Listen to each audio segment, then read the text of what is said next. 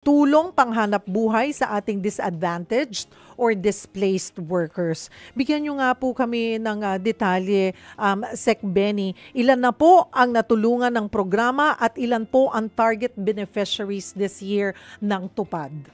Dali lang, aking titignan para hindi ako magkamali sa aking yung numero detalye, natin, ano? Numero. Oo. Kaya ako hindi nag-accountant dahil medyo mahina ako sa yan ang problema ko, Cheryl.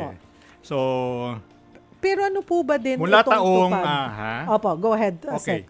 Mula taong 2022, sa pagsisimula ng administrasyon ng ating Pangulong Ferdinand R. Marcos Jr. hanggang Hunyo nitong pangkasalukuyang taon, nakatulong na po tayo sa humigit kumulang 13 milyong, more than 13 million actually, 13,394,503 individual sa ilalim ng TUPAD program.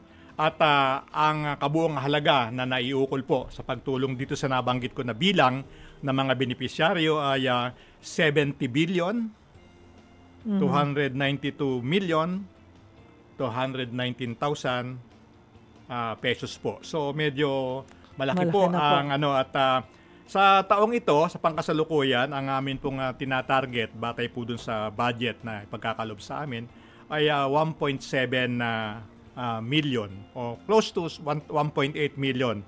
At since January to June, meron na po kaming nabigyan ng tulong na 1.1. So, konti na lang ang kulang namin. Pero baka sumobra pa. Depende naman yan sa budget. Wala namang problema. Yes, hanggat may budget, talagang ipapamahagi po yan. Totoo. At bawal na magsoli ng pera, lalo na kung may mga nangangailangan. Yes. Yan lagi ang sinasabi ni Pangulong Bongbong Marcos Jr. sa amin.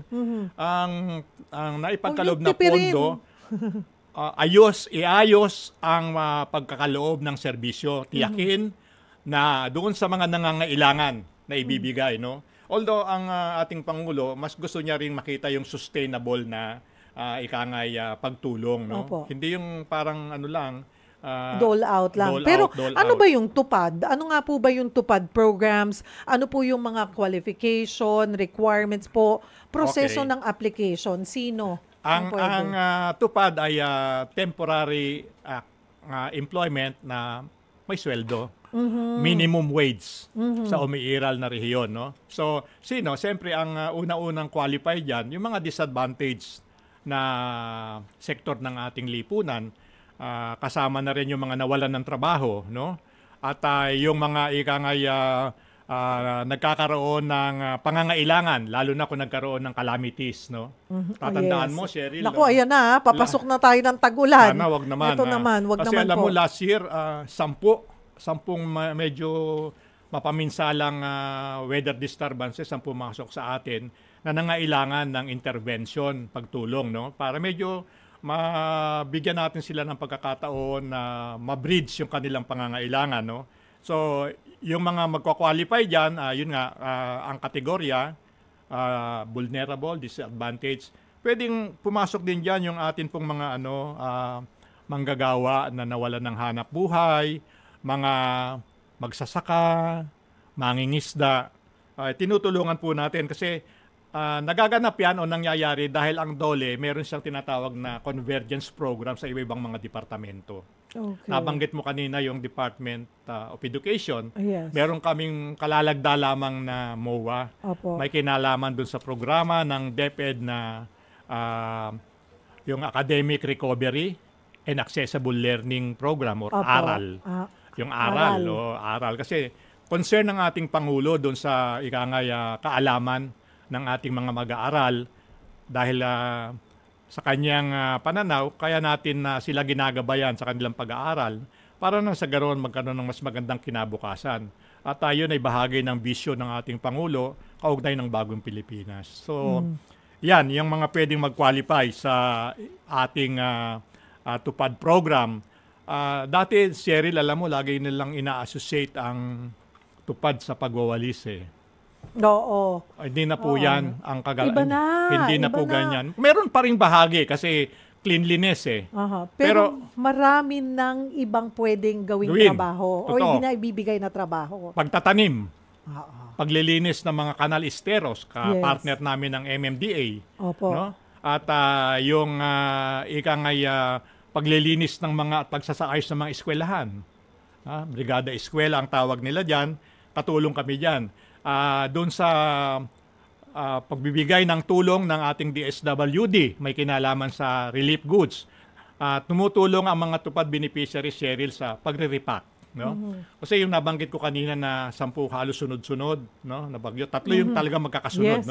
Within 1 week or little less than 2 weeks. Medyo naagad yung stock ng DSWD. So, tumulong ang DOLE sa pamamagitan ng tupad program. So, yan, kasama na. At yung mga tumutulong o nagmamanage na mga manggagawa sa mga Kadiwa Center, pwede rin yan. Dignidad, Secretary Benny, yung alam mong pinagtatrabahuhan mo, kung ano yung kinikita mo, hindi lang, parang hindi rin, di ba, hindi. At some point, I'm sure yung nakakahingi po ng tulong, mas gugustuhin nyo yung pinagtatrabahuhan nyo, yung inyong nakukuha na pera. Yun ang lagi natin ini-emphasize, Cheryl. Kasi yun nga, yung tupad ay cash for work. May trabaho. No? Kung merong mga reklamo na sinasabi, ina-address kagad natin kasi meron naman tayong guidelines eh. Yung nabanggit mo kanina, paano makaka-avail, no? Yes, kung meron kaming kapartner, na tawag namin accredited co-partner, whether LGU or other organizations, sila yung panimulang nagbibigay ng listahan na binabalidate namin.